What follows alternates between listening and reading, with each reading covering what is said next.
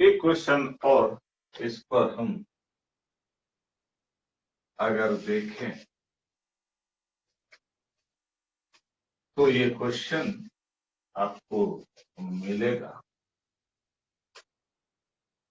और लेकिन क्वेश्चन जो फ्रेम करेगा वो बहुत मजेदार ढंग से फ्रेम करता है। इस क्वेश्चन कहेगा कि एक स्फेरिकल बैलून है,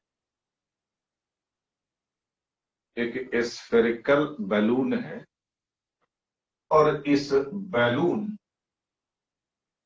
के ऊपर इस ढंग से वायर लपेटा हुआ है। बैलून के ऊपर वायर लपेटा हुआ है along द डायमेट्रिकल लाइन, ऐसे समझ रहे हैं। स्फेरिकल बैलून है, उसके ऊपर ऐसे लपेटा, और यहाँ पर मैग्नेटिक फील्ड इस ढंग से भी है। लेकिन हो क्या रहा है कि कहता है कि दो चीज कहेगा। एक चीज ये कहेगा, ये जो लूप है, जो इस वायर से ये वायर लपेटा हुआ है, कहता है कि ये एक इलास्टिक वायर है। इलास्टिक वायर है मतलब कि जैसे जैसे वॉल्यूम ऑफ, या कह सकते हैं जैसे जैसे रेडियस ऑफ बैलून बढ़ेगा या घटेगा, वैसे वैसे ये जो कॉइल है उसका भी रेडियस बढ़ेगा और घटेगा।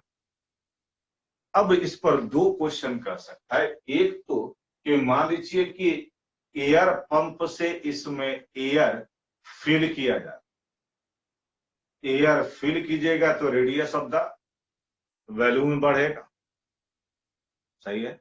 रेडियस ऑफ द बैलून बढ़ेगा तो एरिया ऑफ द कॉइल बढ़ेगा, एरिया ऑफ द कॉइल बढ़ेगा तो फ्लक्स थ्रू द कॉइल भी बढ़ेगा। एक दूसरा चीज ये हो सकता है कि मान लीजिए कि इस बैलून से एयर का लीकेज हो रहा है, इस बैलून से एयर का लीकेज हो रहा है, तो वॉल्यूम ऑफ एयर कम होगा तो रेडियस ऑफ बैलून कम होगा, रेडियस ऑफ बैलून कम होगा तो रेडियस ऑफ ये जो कॉइल है वो कम होगा, एरिया कम होगा, फ्लक्स कम होगा, इंड्यूस ईएमएफ डेवलप होगा, इंड्यूस करंट डेवलप होगा। इसमें जो एयर फील हो रहा है, एयर या तो फील कीजिए या बाहर कीजिए, वो जो वॉल्यूम ऑफ एयर पर सेकेंड इसका बदल रहा है, या तो इन कर रहे हैं या आउट कर रहे हैं, उसका कुछ वैल्यू आपको दिया हो सकता है। लेकिन न्यूमेरिकल वैल्यू हम नहीं लेते हैं, कुछ भी मान लीजिए अल्फा। मैग्नेटिक फील्ड भी है, तो क्वेश्चन में कहता है कि find the induced EMF in the coil, EMF in the coil. तो यहां पर सीधे सीधे हम कह सकते हैं कि चूंकि वॉल्यूम बदल रहा है तो वॉल्यूम ऑफ दिस बैलून हो जाएगा 4π/3 r3, इसलिए dV/dt equal to 4π/3 and this is 3r² dr/dt। 3 cancel out हो गया, इसलिए dr/dt आप कहिए तो ये हो जाएगा dV/dt अपॉन 4πr²। ये dV/dt अल्फा कर दिया है अपॉन 4πr², ये dr/dt निकला। तो नेचुरल है कि अब अगर हम यहाँ पर total number of turns of this coil अगर n कहें, तो उस कंडीशन में ये जो एक टर्न है वो तो सर्कल के तरह काम करेगा। एक टर्न किस ढंग से काम करेगा? सर्कल के तरह काम करेगा, रिंग के तरह काम कर रहा है। और उस रिंग का एरिया अगर हम कहें, the area of one turn of coil, तो सीधे सीधे A equal to this is pi R square, इसलिए D A by D T is pi into 2r dr/dt, और यहाँ 2πr और dr/dt हम यहां से निकाल ले सकते हैं, alpha upon 4πr² and this is alpha upon 2 small r।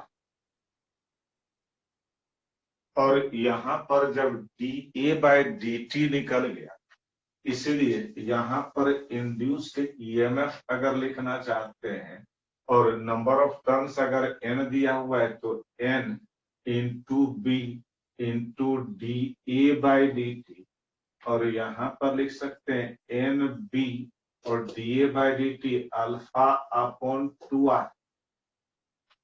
अगर इसी में इसका टोटल रेजिस्टेंस दिया होता तो इंड्यूस्ड करंट निकाल सकते by dividing the resistance. Clear है? तो इस ढंग से ये क्वेश्चन को फ्रेम इस ढंग से करेगा कि क्वेश्चन एक्चुअली डिफिकल्ट दिखता है, बहुत डिफिकल्ट दिखता है, लेकिन बेसिक बात इसमें हमको एक ही चीज दिख रहा है, और वो ये कि जब हम एयर को फिल करेंगे या बाहर करेंगे, आउट करेंगे, और रेट ऑफ वॉल्यूम जो इसमें फिल हो रहा है या कम हो रहा है, वो चीज दिया है, तो रेडियस बदल रहा है, रेडियस बदल रहा है, तो ये जो कॉइल है जो इस बैलून के ऊपर लपेटा हुआ, उसका रेडियस बदलेगा, एरिया बदलेगा, और उसके आधार पर फ्लक्स बदलेगा, और फ्लक्स बदलेगा तो इंड्यूस्ड ईएमएफ होगा, यह कह सकते हैं इंड्यूस्ड करंट। इसको नोट कर लीजिए।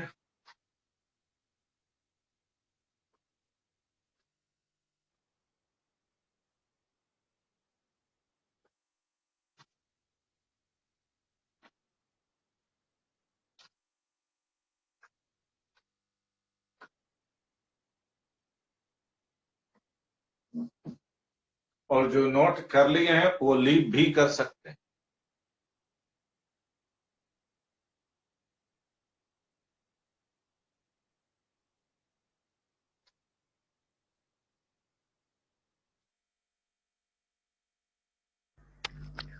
सर सीआर की क्वेश्चन लिखवा दीजिए। सीआरक्यू क्वेश्चन है 8, 9, 13, 8, 9, 11, 13 and 14। Okay sir, thank you sir.